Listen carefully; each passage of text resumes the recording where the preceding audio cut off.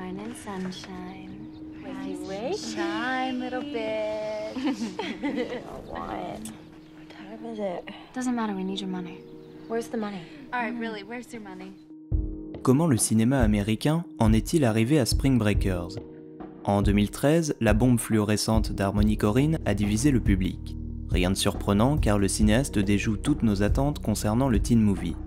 Mais l'intérêt du film est de nous montrer sous un jour nouveau le rapport du cinéma à un ennemi difficile à représenter, le capitalisme. Pour comprendre d'où vient cet objet étrange, remontons quelques années en arrière. En 1940, dans l'adaptation des Raisins de la colère par John Ford, on fait la rencontre de Tom Joad qui sort de prison et retourne sur ses terres natales. Il apprend d'un métayer que sa famille est contrainte de migrer vers la Californie, chassée en raison des dettes qu'elle ne peut plus honorer depuis que des tempêtes de poussière ont anéanti leur récolte. La pression subie par les habitants est racontée dans un flashback. You mean get off my own land? Oh, don't go to blaming me. It ain't my fault. Whose fault is it? You know who owns the land, the Shawnee Land and Cattle Company. And who's the Shawnee Land and Cattle Company? It ain't nobody, it's a company. They got a president, ain't they? They got somebody who knows what a shotgun's for, ain't they? Oh, son, it ain't his fault because the bank tells him what to do. All right. Where's the bank? Tulsa. What's the use of picking on him? He ain't nothing but the manager. And he's half crazy himself trying to keep up with his orders from the east. Then who do we shoot? Brother, I don't know.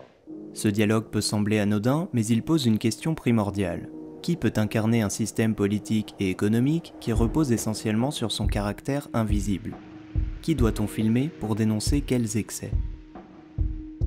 6 ans après Les Raisins de la colère, c'est un autre chef-d'œuvre qui tente de répondre à ce dilemme. La vie est belle de Frank Capra.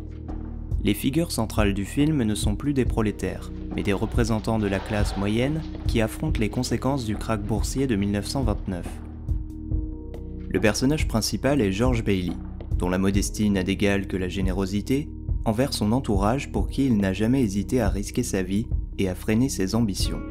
Mais après une existence honnête et courageuse, il sombre dans le désespoir et envisage de mettre fin à ses jours, lorsqu'un riche et influent homme d'affaires du nom de Potter s'apprête à s'emparer de sa petite société immobilière. Le long flashback racontant l'histoire de George montre une communauté solidaire, au sein de laquelle chaque réussite individuelle rime avec respect et humilité. En revanche, lorsque l'ange gardien de George tente de le rassurer sur l'importance de ses actes, il le plonge dans une réalité alternative qui se présente sous la forme d'un cauchemar capitaliste. La petite ville de Bedford Falls est devenue Pottersville, et l'absence de George dans la vie de ses habitants a perverti tous les symboles des valeurs qu'il incarnait.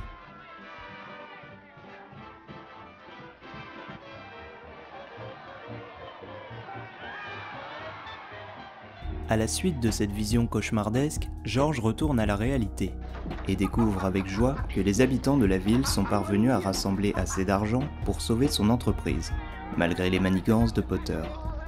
Ce que le cinéaste met en lumière, c'est la limite d'une valeur fondamentale de la société américaine, la réussite individuelle. Lorsqu'elle est mesurée et honnête, elle peut être bénéfique à l'ensemble de la communauté. Mais lorsqu'elle est poursuivie par un individu cupide et obsédé par le pouvoir, elle peut lui être fatale.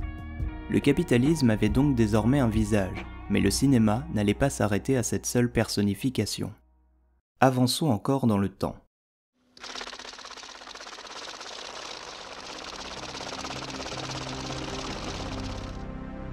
Le Scarface de Brian De Palma affirme la puissance d'une métaphore qui deviendra populaire, celle du gangster comme incarnation extrême des dérives capitalistes.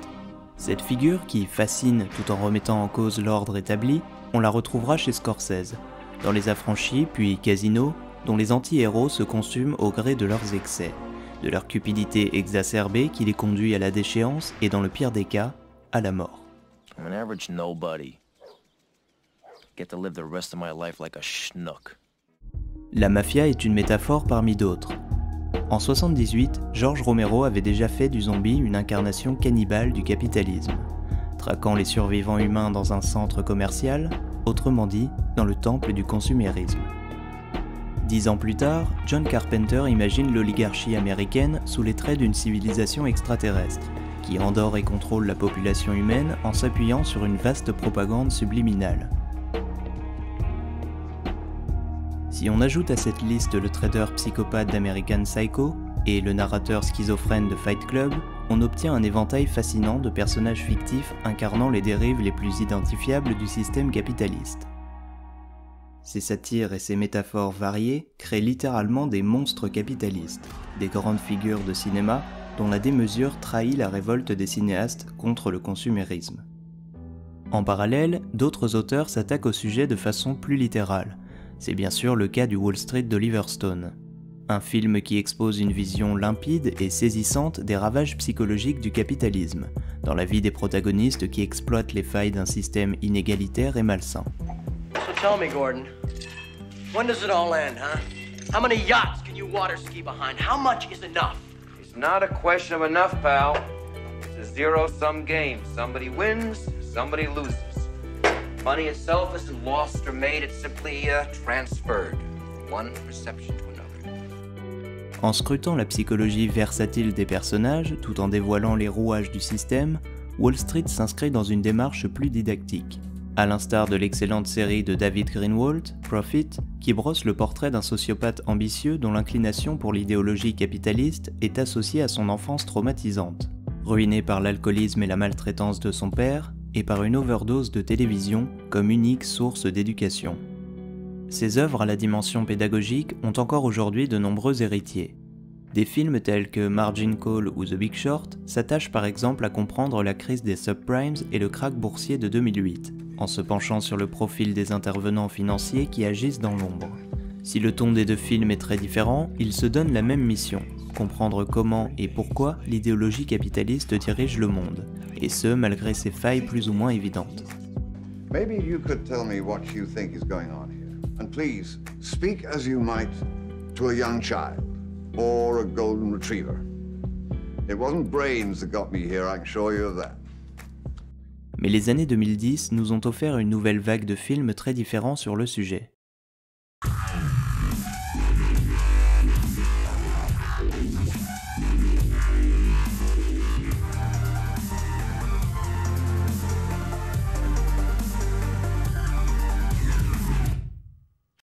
Dans un essai consacré au loup de Wall Street, Easy Black évoque un nouveau cinéma de l'excès. Pour le définir, elle convoque divers exemples. Le loup de Wall Street, Spring Breakers, The Bling Ring ou encore Gatsby le Magnifique. Soit les histoires d'un trader zélé, d'un groupe de jeunes filles fantasmant des vacances éternelles, d'une bande d'ados fascinés par le luxe et la célébrité, et d'un autre homme d'affaires obsédé par la reconnaissance.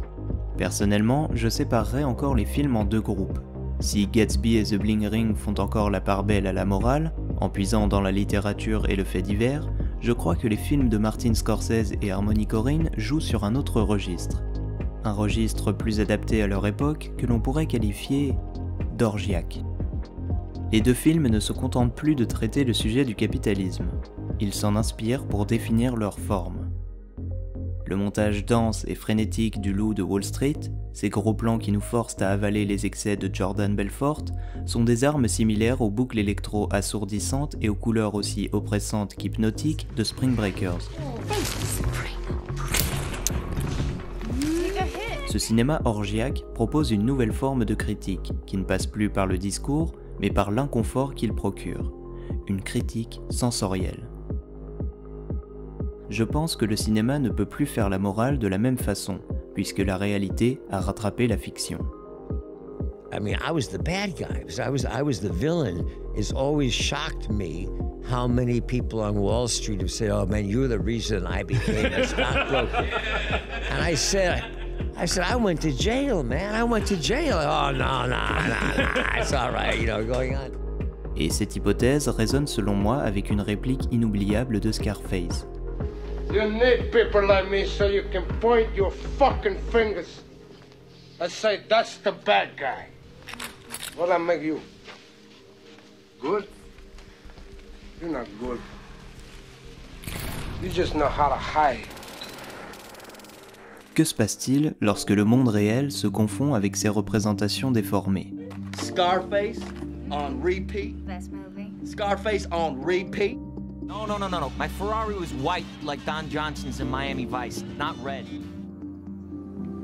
I know we can. Just fucking pretend like it's a video My wife, Naomi, a former model and Miller-Lite girl.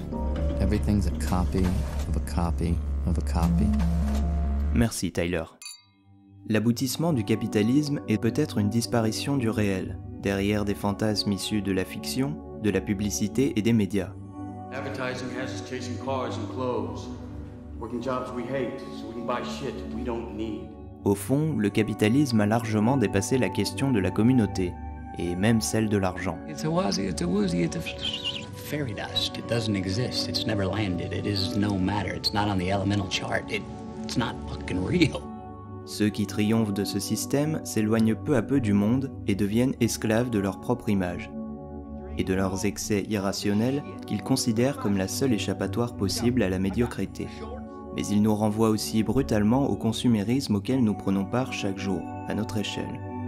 Si le cinéma américain en est arrivé à cette nouvelle forme si agressive, qui épargne parfois ses anti-héros, c'est pour mieux nous réveiller d'un cauchemar que beaucoup d'hommes ont un jour pris pour un rêve. Live life to the fullest. Spring break forever.